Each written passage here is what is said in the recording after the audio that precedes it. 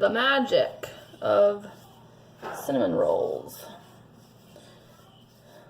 Best way to do your filling, if it says melted butter, don't melt it. This makes a freaking mess. Soften it. And then when you're mixing all your sugar and such together,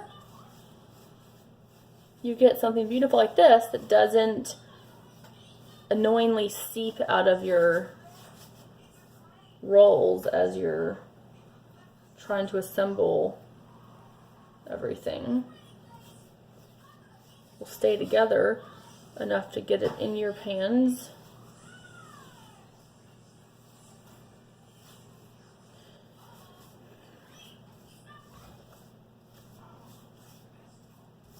I think I usually use a spatula because this fork wants to pull it up a bit.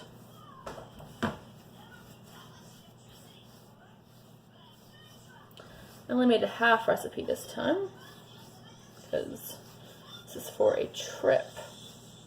So I don't need 3 pans of cinnamon rolls to go to the beach. Just 1, maybe a few extra. So after you spread it, this is how I do it. Notice I didn't go all the way to the edges. That also makes things come out. Go. Yeah, turn that off. What are those?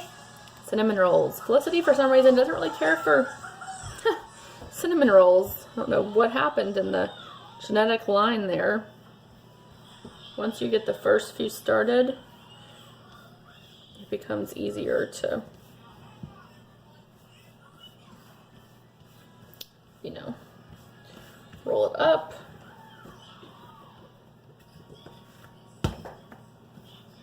And then what you do to seal, take the edge, and you're doing a pinching motion. And even if you roll really well, like one side of mine is clearly thicker than the other, that's okay.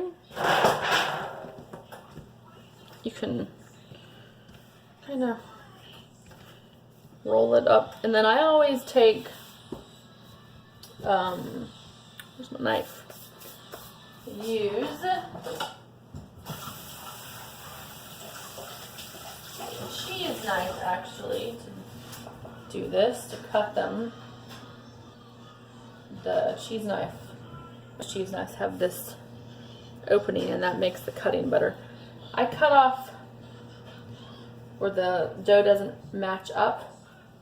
I call them my rejects. I just, you know, and if it's not even, this one's mostly even, but I'm still going to take it off.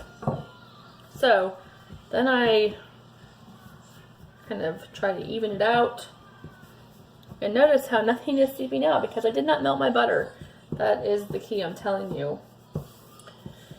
Okay. And then I always just kind of cut it in half.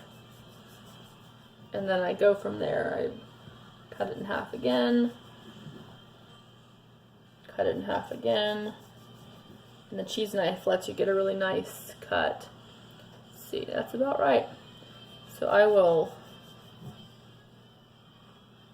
cut those into quarters, and you can see just how nicely that stays in there.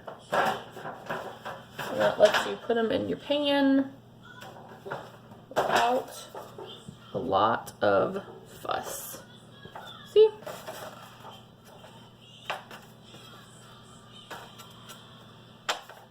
This is since I'm going to the beach, I'm putting them in smaller, it's not my regular 13 by 9, because I want it disposable. So hopefully these will fit in here properly.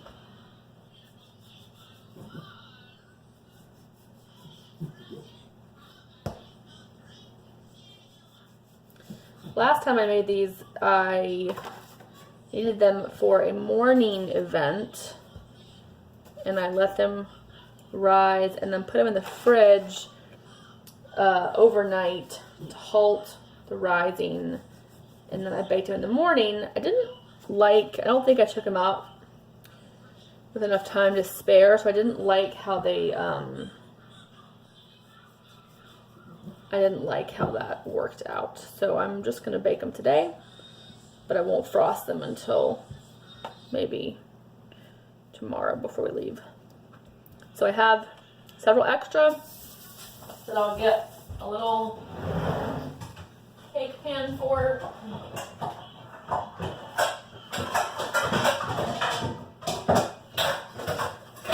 One day I'm gonna have a cupboard where it's easy to get things out.